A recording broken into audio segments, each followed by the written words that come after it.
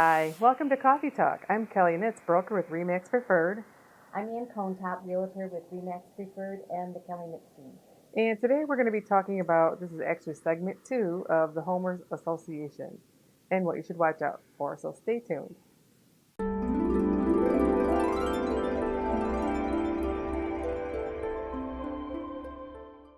This is part 2 of our Homeowners Association HOA discussion. And one thing that I would recommend is getting a copy of the last minutes from the last meeting. And that'll kind of give you an up-to-date, or actually there probably is a library of minutes for the association. You might want to read through them to see if there's any conflicts with anybody that's within the association, so you can see who your problem neighbors might be, or the people who spy on the other neighbors to make sure they're not parking a boat in the driveway, because when you get into a situation like that, you do have people that live within that like to tell on people. So that's a good way to check up on it if there are any current or past conflicts. And what if there is a conflict? You're going to want to know what the process is to resolve that conflict. And has the homeowners association ever sued anyone, and how was that resolved? So I suppose that's kind of something important to check out. Some homeowners associations are actually professionally managed by like a property management company or something like that. But most, you're sitting with a board and a president of the board and that kind of thing. Right. They're usually elected by the neighbors who attend the meetings. So, I've had some experience with. I live in a villa, so we have very good people who volunteer. They do it on a volunteer basis, but it's very professionally managed. But you have to watch out for condos or villa associations where they're not professionally managed; they're undermanaged, and they're just kind of in there and just to collect the funds and deposit them, and don't do much to enforce the rules and regulations.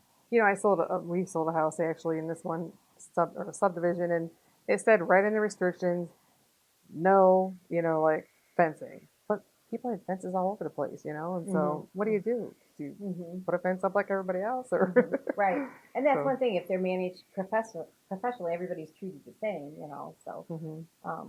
I suppose you really want to find out what kind of catastrophe insurance they have. For instance, if you have a flood or earthquake or blizzard or, fire, tornado, anything, you want to know, what potentially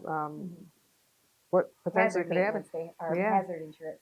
And that is more for a condominium. A villa, normally you're responsible for your exterior insurance and hazard insurance as well as homeowners insurance.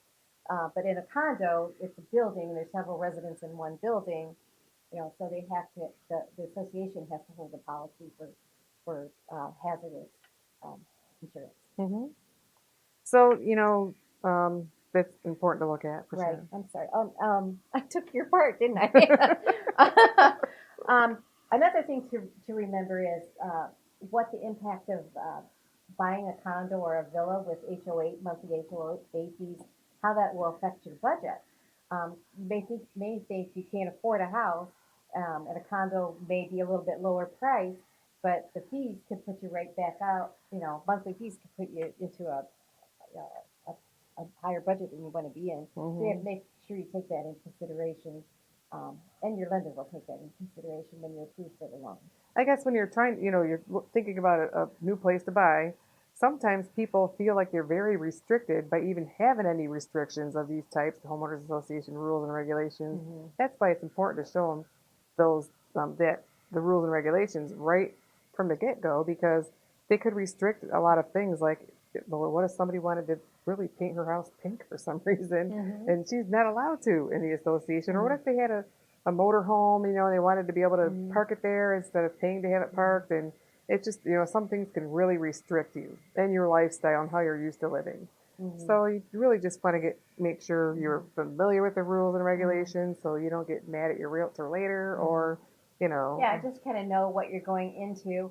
And remember, an HOA can be your best friend too, because they keep the values up by keeping everything the way it should be, as opposed to letting everything fall apart. I suppose that's really the whole background, or the whole good thing about being involved with an HOA is they do keep everything very nice and pristine. So we wanted to thank you again for watching our episode of Homeowners Association.